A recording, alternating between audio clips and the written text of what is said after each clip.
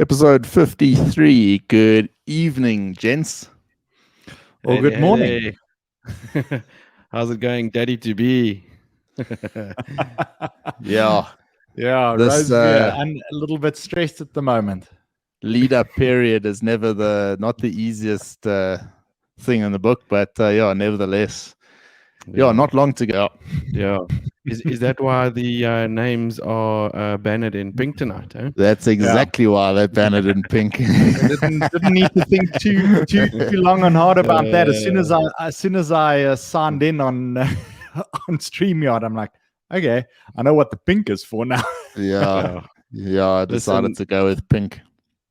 Before we get too serious into the podcasting, I think on behalf of Brett and myself, guys, Kaz, and everyone else that's a fan of the show, good luck for the next couple of days. We're rooting for you, and I think we're just as excited to meet little madam as you are. So strong for you guys. That's thanks, guys. Sure. Very excited, and obviously, big step, but it can't come soon enough now. But straight into the show, I think, because there's quite a bit of news this week. And I'd like to start off with a bit of chat about Cemair, guys. They must be one of the most resilient airlines in the world. I'm sure you guys would agree. There was a nice article in African Aerospace talking to Miles van der Molen, and talking about their opportunities for growth going forward, and they're looking heavily, Angola, Bots, DRC, Mozambique, Namibia, Nigeria, Tanzania, Zambia. So they're looking sort of across the board in Africa, and currently obviously operating only domestically. But let's not forget, and I think we tend to forget this, before this pandemic started, I mean, they were grounded by the CIA. They obviously won their appeal or whatever it was against them at that stage, and they got back into business.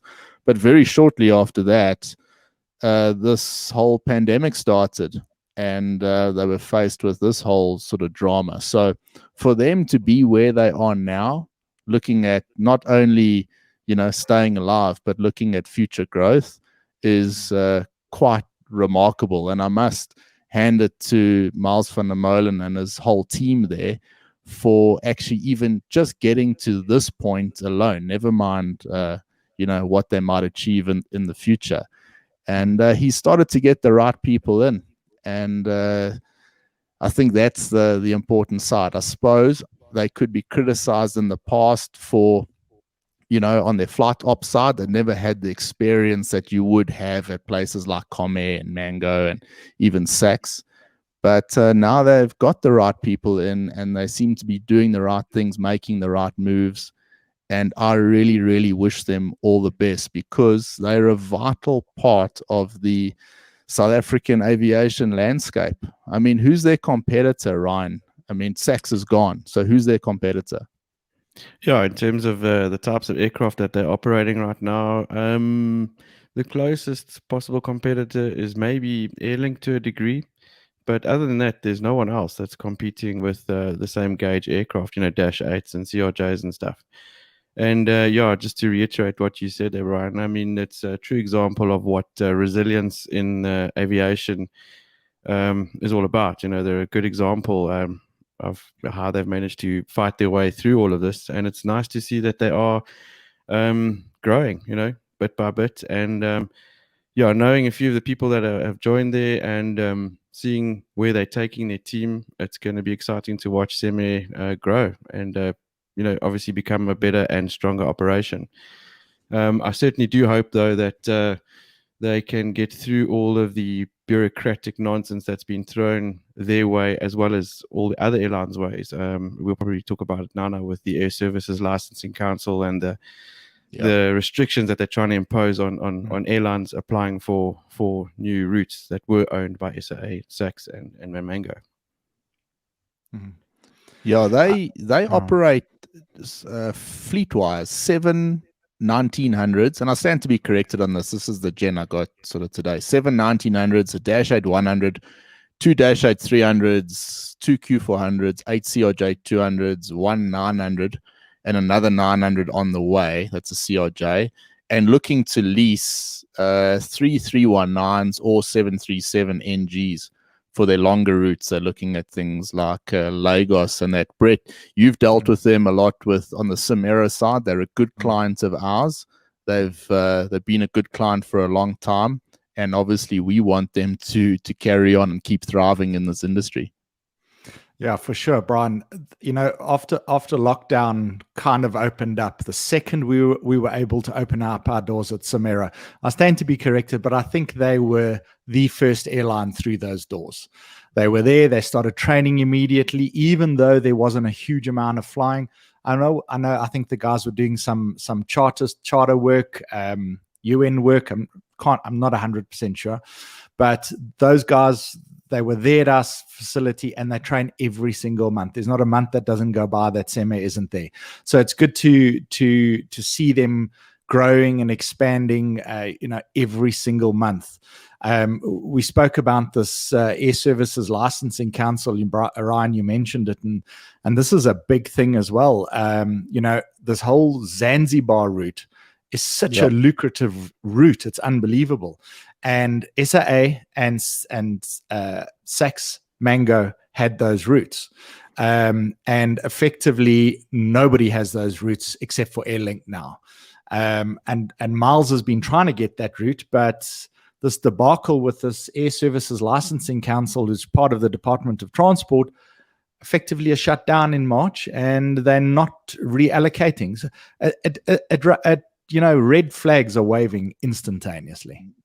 No, big time. And I think, Ryan, you might know this. Airlink, they're flying to Dar es Salaam, I don't think they're flying into... Right. Yeah. So, I mean, that Tanzania is one of the only holiday destinations that we can travel to as South Africans right now. The demand from the tour group operators was way up there. So they're shouting and screaming to say, please, can someone fly here so our clients can come and enjoy a much needed holiday? And it drives me mad that they're dragging their feet on this. I mean, the Department of Transport, they've failed to appoint a Air Service License Council, and both Roger Foster and Miles van der Molen are moaning about this. Tour operators are desperate.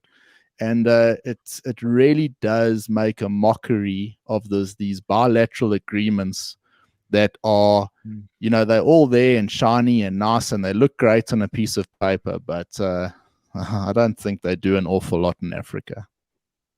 Yeah, you mentioned Tanzania. I mean, Tanzania were one of the first countries, post-lockdown to actually open up their borders and allow tourism, because they realize how important tourism is to their economy and their GDP. And, I just wish South Africa's government could take a leaf out of their book and start to realize, you got to let go of all this nonsense. I mean, Tanzania are actually booming. I know from the charter market side that a lot of people that would like to come to South Africa are actually now opting to go and rather, choose their holidays in Tanzania, because it's obviously one of the only places that they can get to in Africa right now. So it's quite sad to see that we're losing all that business and opportunity to East Africa. So hopefully our guys catch a wake up sooner rather than later. The concern is how long are these routes gonna remain dormant? I mean, it's generating income not only for South Africa but for Africa, and suddenly, because this group has been disbanded and they haven't reallocated or chosen who the new members are, then everything goes quiet and people must just sit around and wait. That is unfortunately the problem. That's what the mental attitude is. You wait for us. There is no, we are servants of a country. Not a chance. They are, these guys have a rule to themselves. And sorry, Gus. The Air Service License Council, I mean, they can revoke those routes tomorrow for Mango, SA, and SAAX. I mean, how's SA Express still on that list? And that's what happens. If you're an operator flying into London Heathrow and you decide not to fly there for a week, you'll lose those slots into Heathrow. So why it doesn't happen like this in Africa, where we've got a route that the airlines can make money from? Let's face it, Safair, Airlink, I think there's 26 of the 29 flights, I think is the number. There are only 29 flights allocated, 26 flights obviously happening at, taken at this point. So it's just throwing away potential income for the airlines that desperately need that income right now, particularly because, as always, the margins on the South African domestic routes are extremely tight. And I just shake my head at it, to be honest. I see there's a lot of speculation as to why there's all this red tape around the routes and the nominating and handing out of them is obviously because they're trying to protect what was SAAs and SA Expresses and Mangos. Yep. And are they trying to play a bit of a monopoly on those routes in the hopes that their new brand will pick up on that? Well, that's what they're doing. They're playing a what if game. Yep. They're gonna hold on. If it comes, then the new SAA or Mango is going to carry on with those routes. It's clear as day. There's no other explanation for it. They're playing a game. That's it. They just don't want another airline to get those routes. That's all. That's exactly it. I mean, they're going to rely on the fact that they own certain routes. And I'm talking about Mango and SAA will rely on routes that they have a monopoly on to get passengers on those routes. Because let's face it, customer confidence in Mango right now is at an all-time low. There's no ways a normal customer would buy a ticket on Mango right now, other than if it was the only option. So, of course, they're not just going to give away those routes. That's just a reality. As for SAA version 2, well, that goes without saying. I mean, customer confidence in that outfit, I think if I said it was low with Mango, I'm trying to think of a word that accounts for something lower than low, because I could say something, but you'd have to beep it. Yeah, I would fly with Mango. I would jump on an airplane tomorrow and fly with Mango. The pilots that are there, the cabin crew that are there, the outfits that's there, I'd fly with them, no issue. SAA version 2, not a F word. It's so sad though, because as hard as they then are trying with that mentality to protect whatever monopoly they think they have, they're playing right into the hands of the competition, because the airlines like Ethiopian and Qatar and well, any other airline really in Africa is just going to come and scrape those routes up and off they go. They'll make a good success of it. So quite a dork maneuver. That raises an interesting question. How do we get to Zanzibar now? So we need to actually find out which alternative airlines we can use, because I have no doubt people are looking at other ways and means to get there. They have to. Charter company. Yeah. Yep. Private charter. Private charter. You might know one or two. Yeah. They'll be glad to take you. Yeah. But that's the reality. The tour group operators are looking at private charters to fly their clients there, but they need to know what the plan is for Mango, as an example. Are Mango going to start up again? I heard, start up again to Zanzibar. I heard possibly sometime in August that they might do, but the operators, the tour group operators, can't rely on that. So in the meantime, they have to make plans, and so they're looking at charter companies to get clients to Zanzibar for a unique experience. Yeah. As always, when we want to change the vibe of the show, who do we talk about next? Parok. I've actually got one. I mean, while we on that sort of trajectory, I don't know if you've seen the news about Ugandan Airlines. They recently acquired that new A330 Neo. But there's been a lot of red tape and conspiracy around that. And reading the articles about this Red aircraft tape that or they've corruption? acquired, all the same, man. It's got SAA written all over it. So TIA, my friend. Oh no, it's beyond funny. I was just like, these guys will just never learn. But yeah, let's see what happens with that. Yeah. Should we talk about SAAPA? Let's do it. I thought Ryan had actually taken you off that track, but he didn't.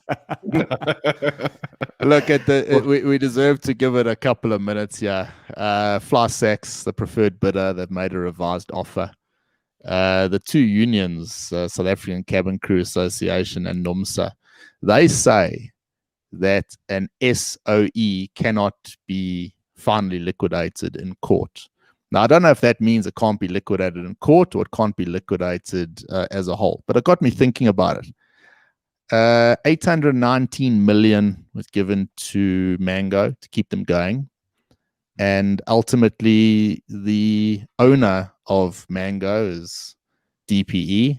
DPE owned SA Express. So how can, I understand how it works, and you got a business and PTY Limited, and you can liquidate it any time you want, but this isn't a PTY Limited. This is a SOE. So how on earth do you actually finally liquidate a state-owned company in court? And that's what South African Cabin Crew Association and NUMSA are doing. They're arguing that, and I think they've got a point. Obviously, DPE and our liquidator there at SAAPA still looking for a realistic buyer. The only thing that grates me a little bit with this is that the FlySax are looking to protect the SA Express brand, and the SA Express brand is a tarnished brand. There's no realistic buyer for SA Express that's going to buy that airline and keep that brand going. That brand has been thrown through the mud.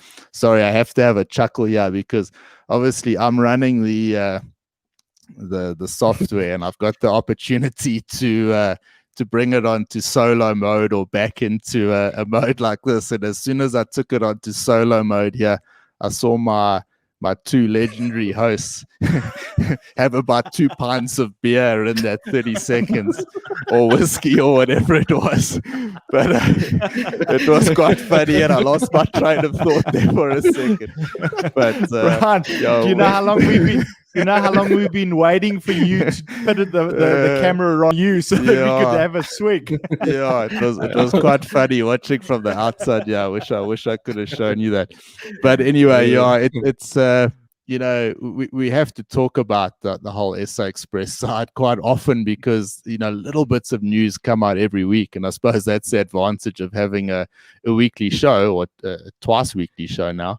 You can actually talk about these things, but nevertheless, I kind of think that they have a point. How can you finally liquidate an SOE in court when the same owner is busy funding other airlines to survive? And just like the other day, and I'm very glad this happened because it's well-deserved. South African Airways Pilots Association, they won their case. And they got to now pay all those pilots 6 months' salaries plus meals, which is a great victory for Grant Back and his team. And there's no one happier than myself that they won that. But I kind of hang my head and say, but how does this work? I mean, how can you have? Okay, I understand the legal ramifications, but you got Mango being now funded 819 mil. SAA Pilots Association, great. They fought. The guys are getting their salaries. And I'm not just talking about SAAPA pilots here. I'm talking about SA Express employees from the top all the way to the bottom. I'm talking about the guys that used to clean the hangar floor. They have not been paid since middle of 25th of February 2020. It's an effing disgrace that they would treat a subsidiary in Mango like one SAA in the other, and the SACS people like absolute trash. And I can't help but feel very much aggrieved by that, and incredibly, I don't know. I don't even know how to explain it, because I'm happy that Mango is operating. I'm extremely happy that SAA, the pilots are getting their salaries, but I don't know what to say. I mean, tell me, Ryan. Answer the question for me, because I'm lost. I wouldn't even know where to begin. I mean, I was just going to say, for starters, at least SACS, gives us a bit of entertainment value every week and something to, tear a new hole into. But it is sad, because I stand to correction here. But if I'm not mistaken, even the employees that applied for the VSPs, the voluntary severance packages prior to SACS going down, those people haven't even been paid yet. And that all happened like a year or 18 months before the doors eventually closed. So, how crooked is the whole system? It's beyond a joke. I can't believe it. But Nuts. Yeah, what can we do? Unfortunately, it's if you had to do this within a business and you just got rid of an entire section of that business, didn't pay them, that is blatant discrimination. It's against the law, completely illegal. So, that I would love someone, and I think what they're doing is they're actually treating government as an employer, and effectively what they're discriminating against a division of their own. So they should be sued. They should be sued hard, and hopefully they do that, and they win this, because effectively, it's a completely illegal action that they've taken. I hope the law works in the same way as it does to any other business, because effectively government is a business. Shocking business, but nevertheless they're a business. Yeah. Anyway, enough about that. I've expressed my concerns there, and I suppose we'll carry on reporting about it. But it just, I don't know, difficult even to comment, because it just doesn't make sense. There's no storyline that makes any sense at all. We'll jump across now to Africa, Nigeria. This is interesting. I find they got a new flag carrier that's coming out. What do they call it? Nigeria Air. And what's nice here, 5% is a maximum amount that they will allow that airline to be owned by government. So only 5% of those shares can belong to government. The rest is from the private sector, which is great news. They're looking at 787s and 350s, and it will be their national airline. So a hell of an interesting thing. And another thing coming out of Nigeria, Arbom operate CRJs, and Dana, who we train, one of our good clients at Cemair, MD-80s, they've signed an interline. And I wonder why you don't see more of this. 2 airlines within a country signing an interline. So quite a nice agreement. And that there is just to simply stop delays and cancelled flights and things like that. So if Dana, for example, have to cancel a flight, then those passengers it'll be much easier for them to jump on an Arbom flight later in the day, whatever it might be. So quite a good idea there. And Nigeria seems to be doing the right things in aviation circles. I don't know what the percentage of new pilot licenses that are coming out of Africa right now, but I would hesitate to guess to say that the vast majority of those are coming through Nigerian circles. A lot of airlines starting up, not only starting and expanding at rapid rates. Well, Brian, at Cemair, let me tell you, I have 95% of all the 200, 250 hour pilots coming for ERJ ratings are out of Nigeria. And I'm dealing with 5 to 10 a day.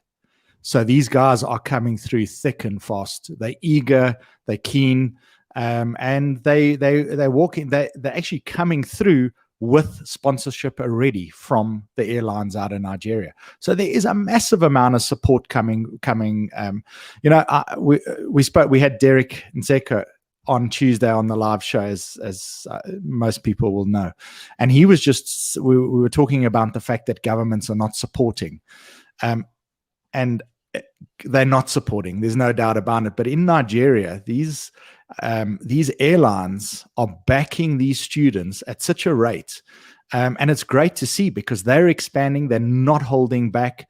They're doing all these interline agreements with one another, with other airlines. Qatar, as we know, is just going absolutely wild into Africa. And Qatar, I think they've realized the benefit of it. And, if we are not careful, there is not going to be any pie left to have a slice of. So Africa's expanding at a massive rate, and it's great to see it. I mean, Nigeria, this Green Africa, I don't know if you know them as well. They're expanding unbelievably there. So it's every day you hear of a new airline starting up, and the guys are not just starting up for a moment; they're starting up and they're lasting. So it's really good to see. Just touching on what you said there, Bryan, about the interline agreements between ABOM and Dana. I mean, that is just so damn clever.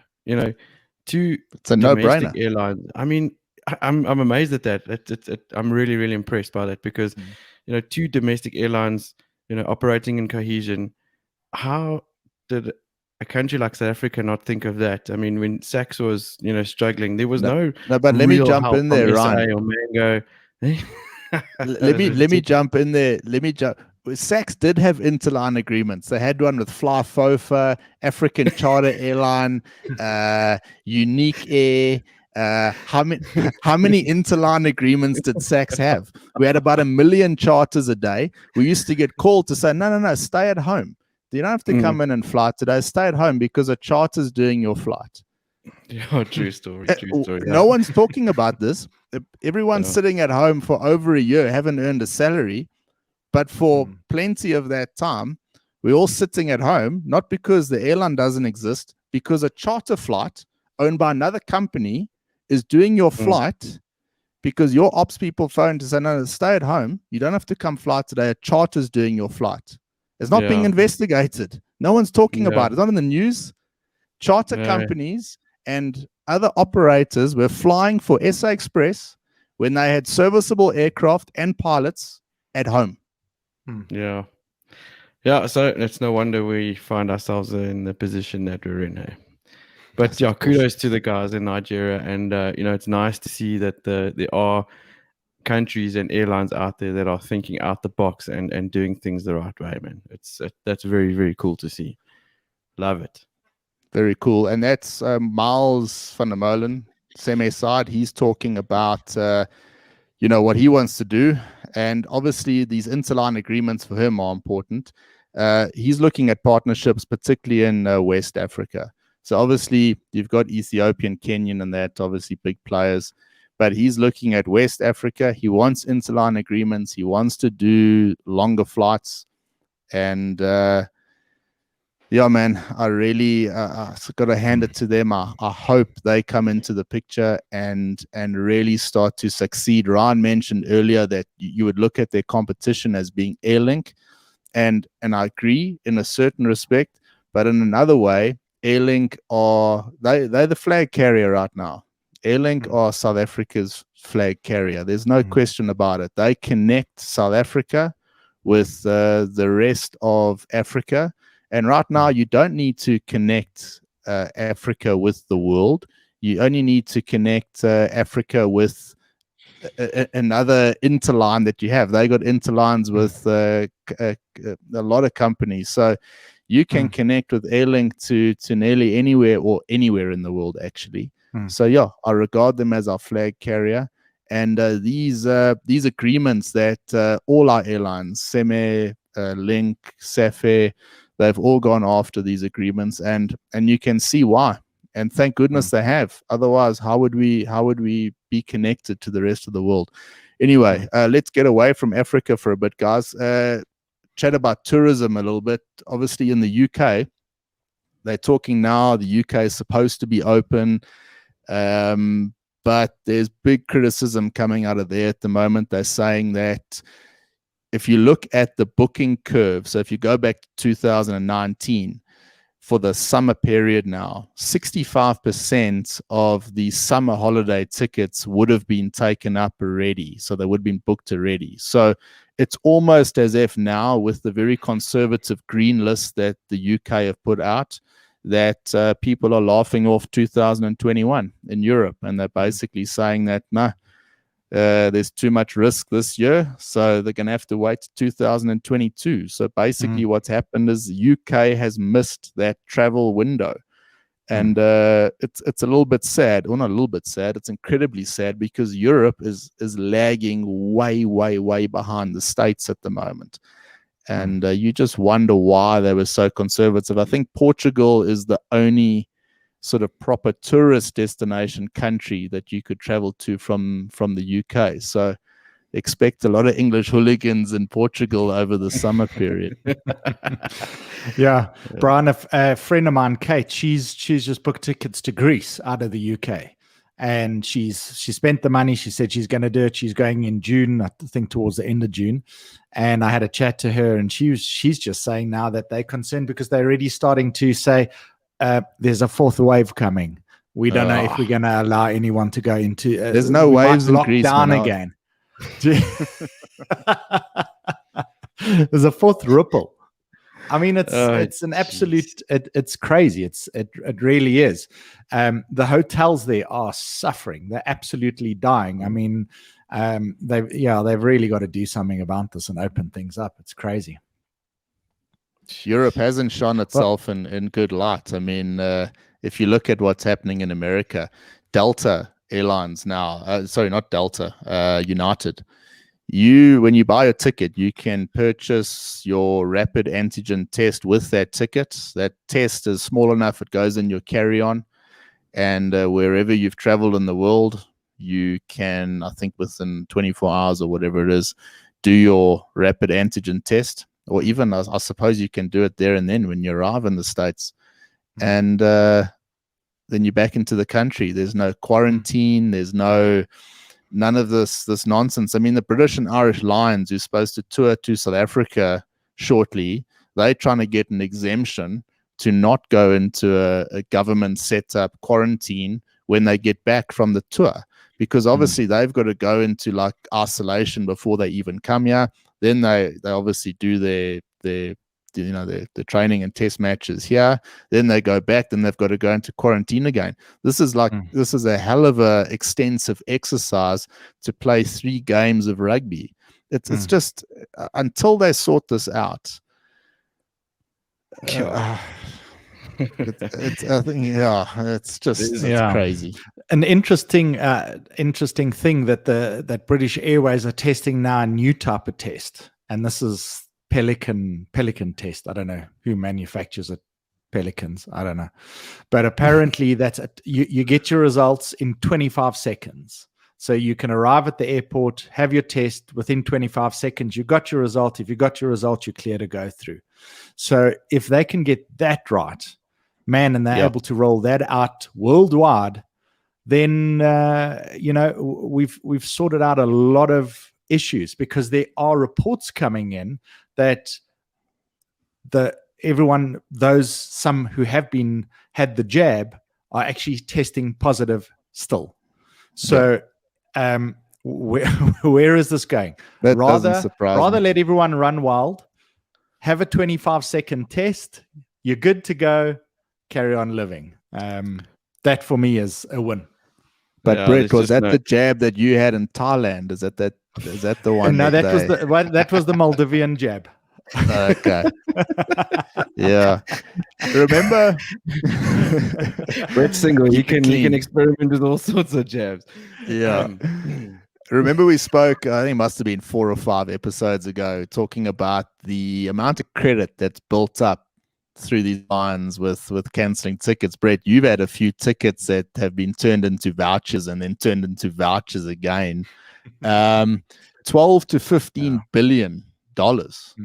They reckon in the States alone is held in credit with various airlines. And now the senators are they going to Congress to ask the to ask them to change the rules around these tickets, because ultimately what they are saying is you cannot force someone to travel. So you're holding a voucher, and the voucher expires at a specified date.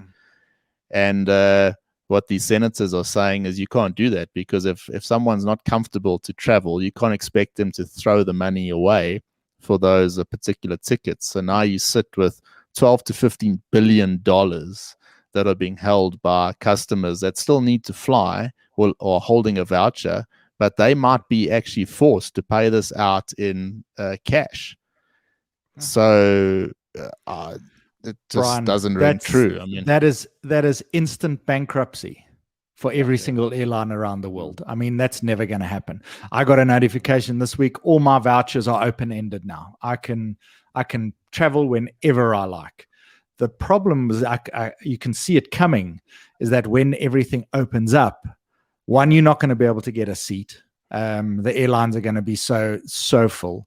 They're not going to be generating revenue, because they've had this money for 12 months. They've spent this money, and now they're going to be flying routes for free. So effectively, when I say, guys, I now want to fly to Paris tomorrow, next week, and they're going to say, you've got availability, because they're probably going to allocate 10% of the plane to voucher holders, or 20% or whatever. I'll be lucky if I get to fly in 12 months' time. That's the challenge that's going to come out of it. I've got a question around that as well. Because what happens to your sort of insurance around that ticket? Say, you fly to Paris now, and you get there and you want to come back, and they have a breakdown of some sorts. Where do you stand in terms of your ticket being guaranteed if it's on a voucher, as opposed to a full fare? I suppose they've got to honor those tickets, I guess, because it was originally paid. But yeah, man, it puts the airlines in a really, really tricky position. They do, but people are nervous around traveling as it is. Take the pandemic away, people are nervous about questions like that, Ryan. So now you throw the whole pandemic into it with, quarantine changes, at will. I mean, governments just change something at will to say, no, you must quarantine for 10 or 15 days, whatever the hell they feel like at the time. So customer confidence in the airlines is one thing, the ticketing's another, and the government's totally other. So it doesn't bode well for global travel.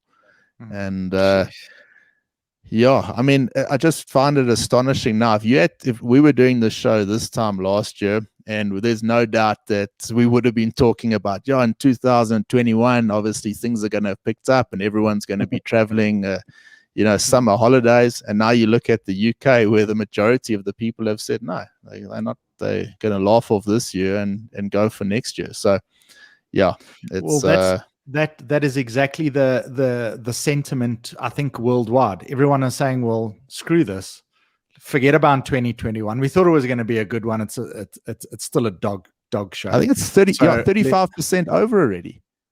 Yeah, exactly.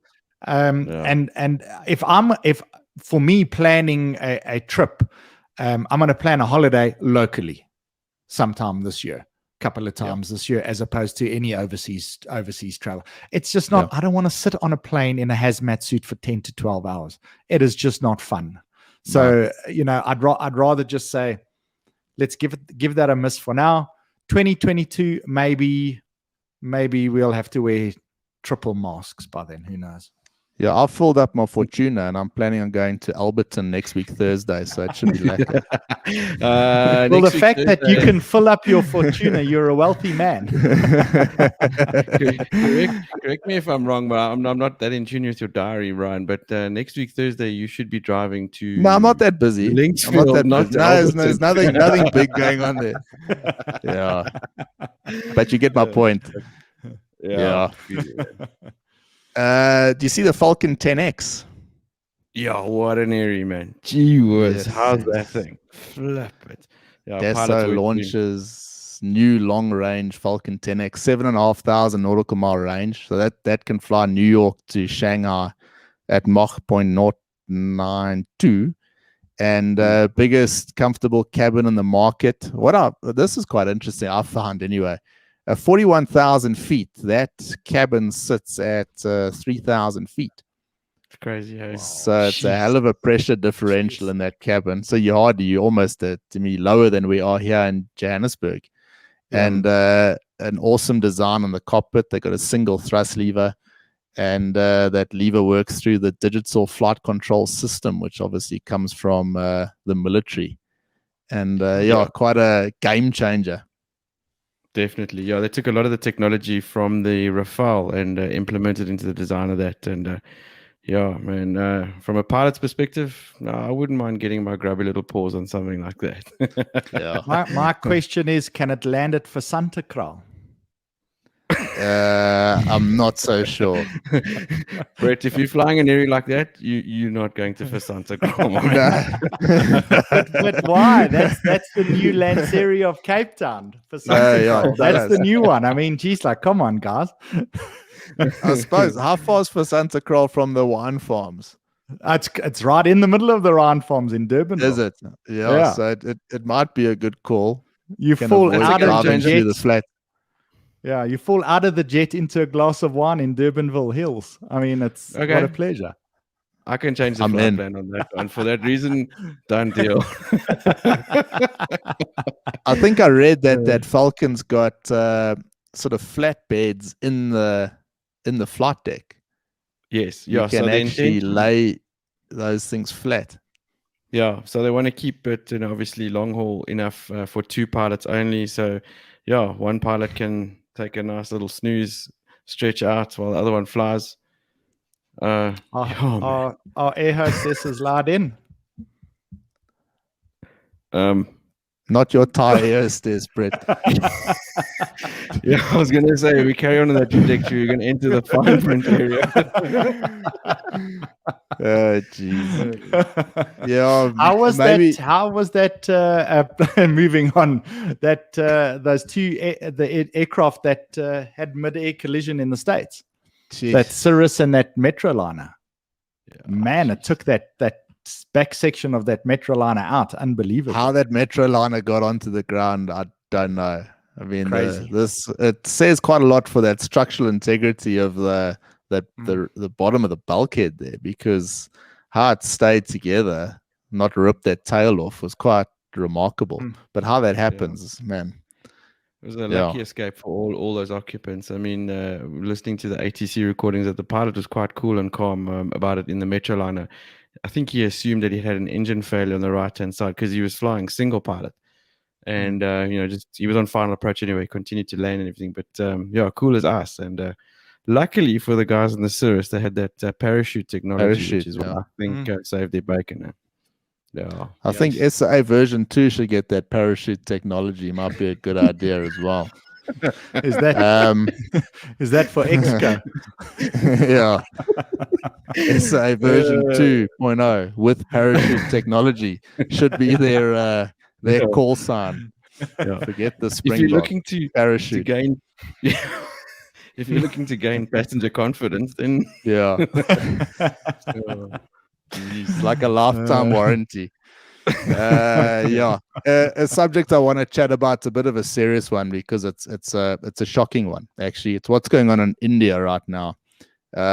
Obviously, the third wave there has been horrendous, but if you look at what's happened to aviation there over the last couple of months, has been even more horrendous. If I had to say, and we've shot out figures like this from time to time, passenger numbers down 30%. And we always say that's compared to 2019. That's not compared to 2019. That's compared to last month.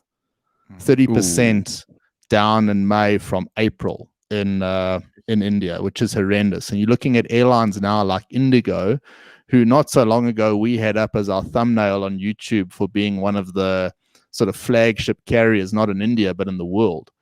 And they are now having to relook at their whole equity strategy, because obviously at the beginning of the year they were looking at equity. They turned it down because of the sharp turnaround in India. And now they're having to look at strategic partners. And Qatar is one that obviously comes to mind. The Middle Eastern carriers, Qatar, Etihad, and Emirates have played a vital role in bringing aid to India over this period, and they're an important. India is an important customer to them, and Qatar are looking at Indigo seriously. So if we had to have said this, guys, 2 months ago that Indigo would be looking for an equity partner, would have laughed at each other, or 3 months ago. But now it just shows how damaging and how critical this whole pandemic is. When these waves come and travel stops, airlines simply cannot survive. An airplane sitting on the ground costs a hell of a lot of money. And I really feel for not only all the people affected by the pandemic in India, but the airlines, the pilots, cabin crew, everyone involved, because the ups and downs that they've been through over the past year have been quite incredible. Real sharp upturns and then this massive downturn now. The largest public health crisis in history in India. So, crazy. Yeah, there's a lot of, I see there's a lot of aid being flown into India at the moment. And actually, if you think about it, there's not a lot of aid being flown into many countries anymore. Most countries are dealing with this, but I think it's just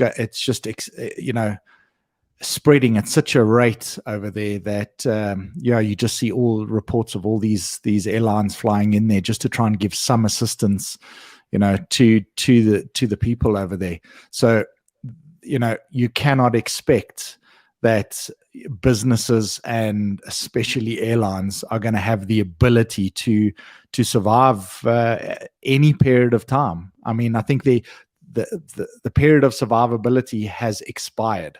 So effectively now it's who can hold on the longest and who can bring in a partner who can keep them afloat effectively. But that will be a takeover. If some big airline comes in for Indigo, provides them assistance, come in, effectively it's a big shark eating a little fish, and that's how it's going to be. It's just amazing how the whole spectrum changes. You look at the news coming out of Fly Dubai this week. They're expecting a return to full schedule by Christmas 2021. They've started inviting all the employees that were on unpaid leave to come back beginning now from June. Throughout the rest of the year, they're going to start bringing all the employees back, and they're not that far from India.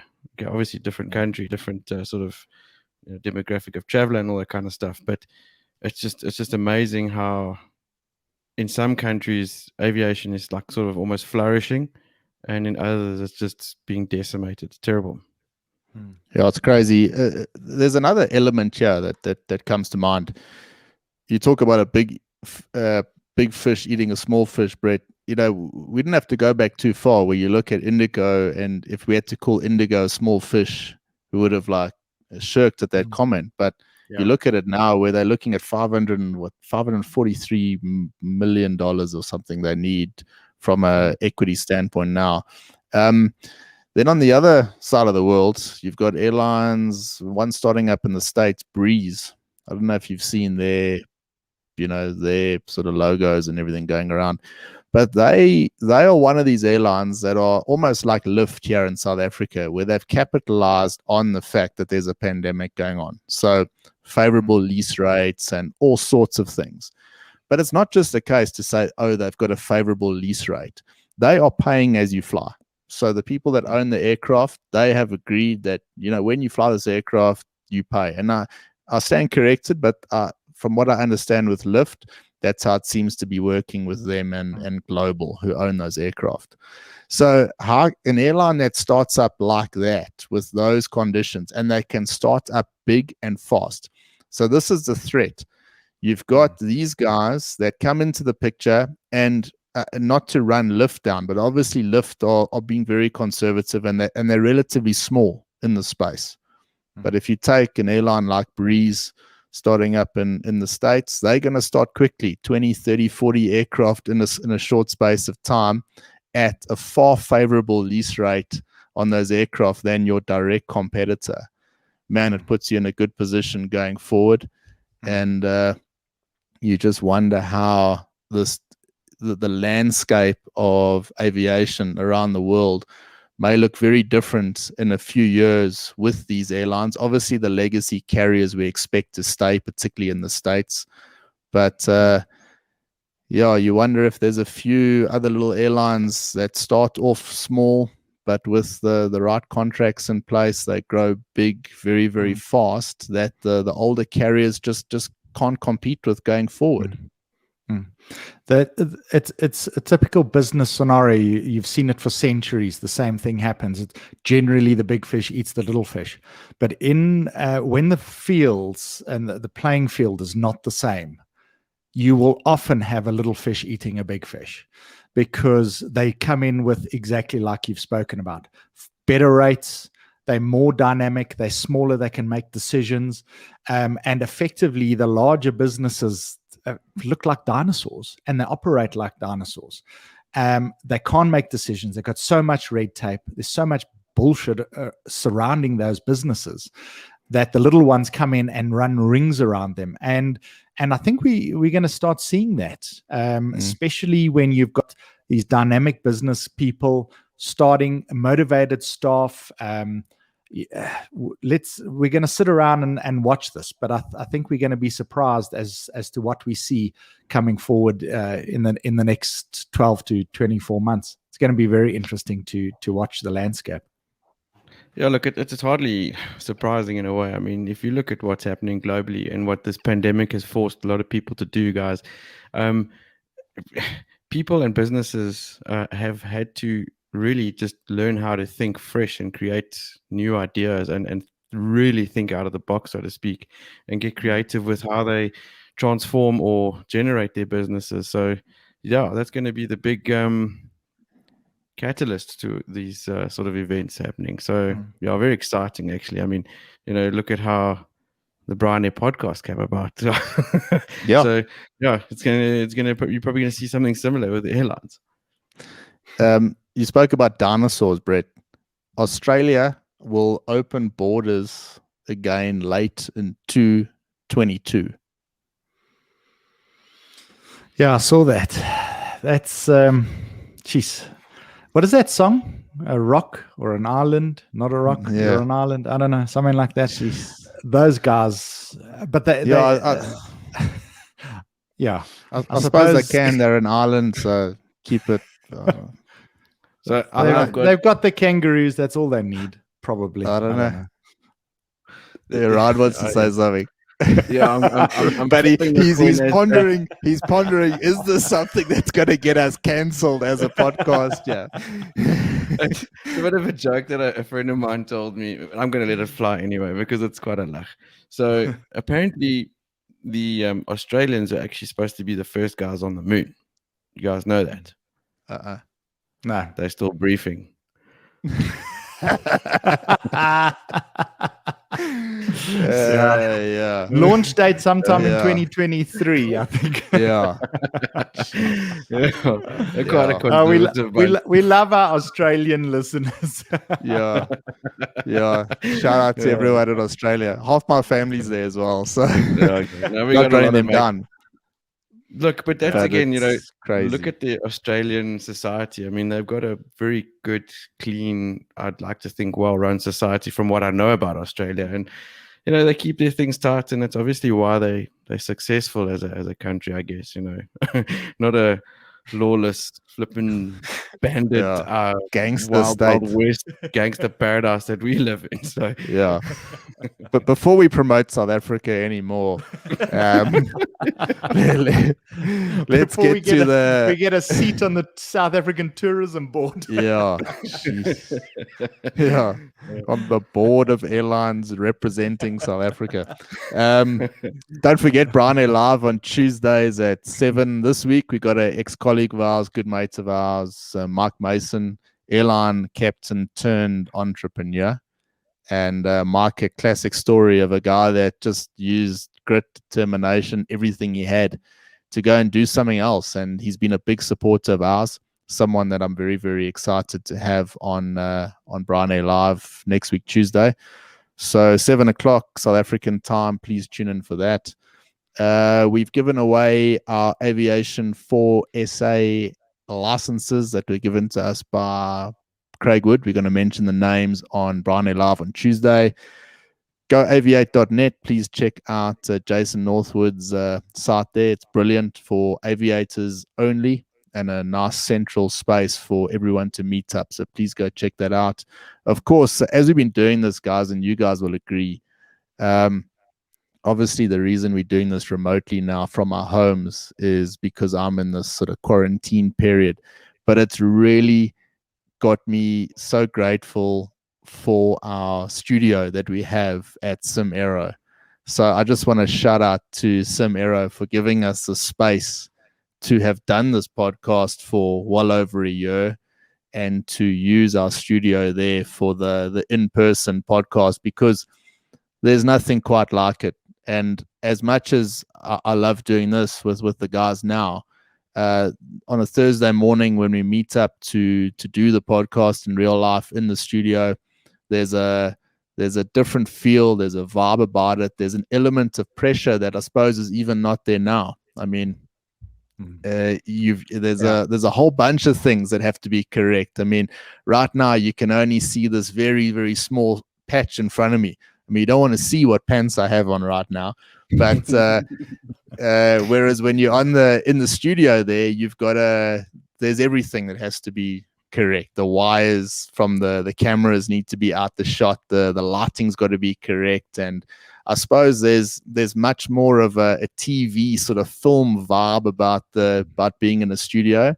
And I've come to really love that, and meeting up with you guys in the morning to do the show, I really want that back. So we've got a couple more like this. I think at least one more like this, and then we'll be sort of back in the studio. So just a shout out to Cemair to say thank you for sponsoring us the space, and we really do appreciate it. And we hope that we've done well by you for that space. I'll leave it Bryan, to Ryan and Brett there. We're getting a lot of grief at Cemair because everyone is walking around and saying, "Why are you not recording? What's going on?" Everybody's walking around keeping quiet because they're so used to our recording starting at 7 a.m. Everyone's like, "We can't wait for you guys to come back," and so we look forward to having you back, Bert. Yeah, it's definitely a lot quieter around the office without you. That said, I'm also looking forward to things getting back to normal. It is a little bit cozier doing a podcast in slippers, but I can't wait for the studio. Slippers and half a bottle of whiskey there you've had.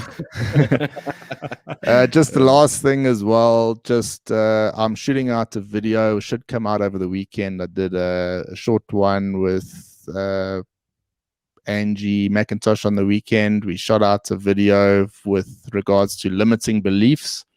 Angie had quite a lot of insight into how we limit ourselves by the way what we think about ourselves, and the way she speaks about it was brilliant. So Angie obviously heavily involved in the life coaching space, that's offered her time to any pilot that wants a bit of support, someone to chat to. So her details will be in the show notes. As always, guys, a real pleasure to be with you. Thank you for your support over the last week. Thank you for your support on Bryan Air Live on Tuesdays. It's grown into a proper show now, and we weren't entirely sure. A few weeks ago, we thought, let's just try this out on a Tuesday night.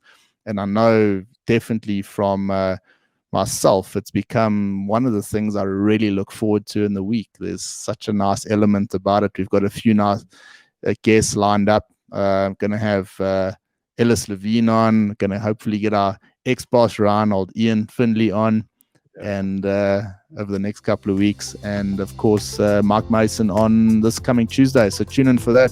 Thank you for your support. Can't do it without you. Love what we do. We're not going anywhere. And we'll see you next week. From our side, I'll say goodbye for now. Cheers, guys.